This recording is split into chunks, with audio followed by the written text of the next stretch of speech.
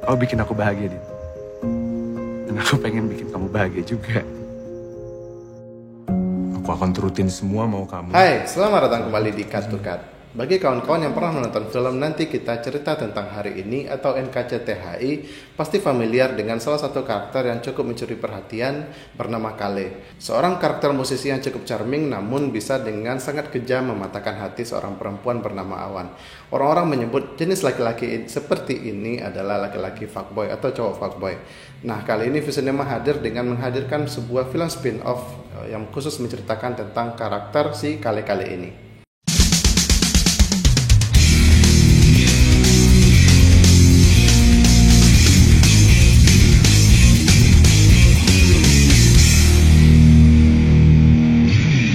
Masih disutradarai oleh Angga Dimas Sasongko dan masih diperankan oleh Ardhito Pramono sebagai Kale. Story of Kale When Someone's in Love adalah cerita tentang hubungannya dengan seorang perempuan bernama Dinda yang diperankan oleh Aurelie Moremans. Dinda bagi saya adalah seorang perempuan yang bertanggung jawab atau memiliki peranan penting dalam mengubah karakter Kale, khususnya dalam perspektif dalam menjalani hubungan. Secara timeline narasi, sepertinya Story of Kale mengambil lini masa waktu sebelum NKCTHI terjadi.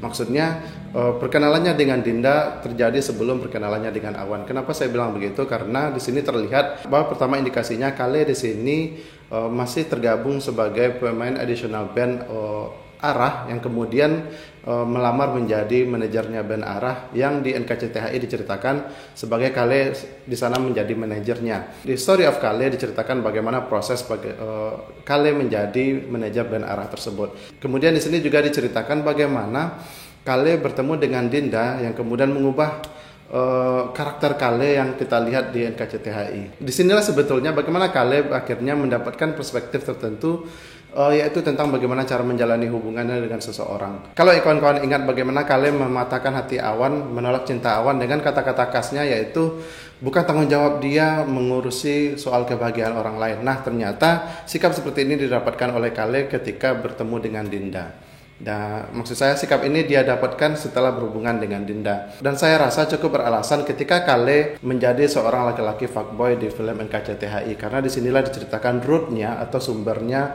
mengapa Kale bisa memiliki motif seperti itu.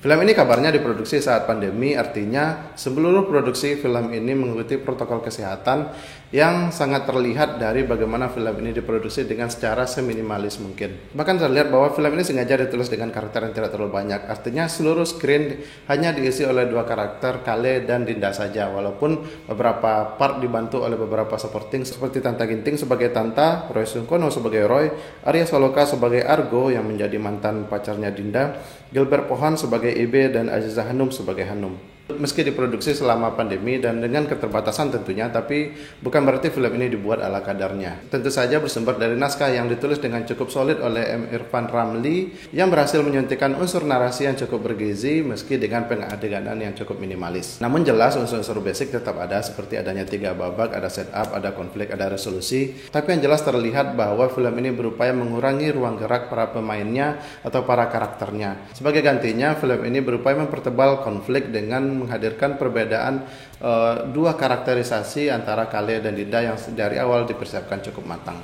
Sehingga yang kita lihat sepanjang film adalah pertentangan dua karakter atau dua watak antara Dinda dan Kale yang akhirnya terpaksa harus mengorbankan salah satu karakter dan memenangkan karakter lainnya tanpa menyuguhkan jalan tengah untuk dua karakter ini. Kalau dari film ini sepertinya terlihat bahwa Kale adalah seorang cowok yang overthinking, posesif, dan nyaris bucin. Sementara Dinda adalah perempuan yang menjadi korban dari toxic relationship dari hubungannya sebelumnya dengan mantannya. Kedua karakter ini mencoba menjalin hubungan tapi kemudian tidak berhasil menemukan kesamaan di antara mereka berdua walaupun mereka sudah mencoba tinggal bersama selama 1 tahun lebih. Tapi akhirnya Dinda tidak berhasil menemukan adanya bayangan masa depan dari hubungan mereka berdua. Sementara Kale secara naif masih percaya bahwa mereka berdua bisa berhasil walaupun dengan memiliki banyak perbedaan. Satu hal yang mirip bagi saya dengan NKCTHI dari film ini adalah bagaimana Angga atau penulisnya Irfan menghadirkan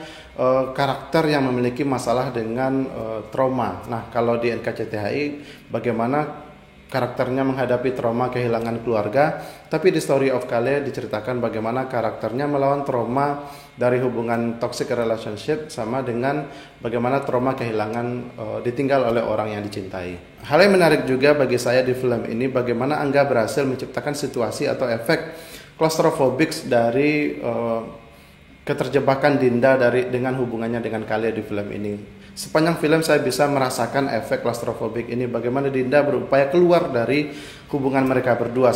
Entah mengapa saya bisa merasakan sesak yang dirasakan oleh Dinda di dalam film ini ketika dia berupaya keluar dari hubungannya dengan Kale.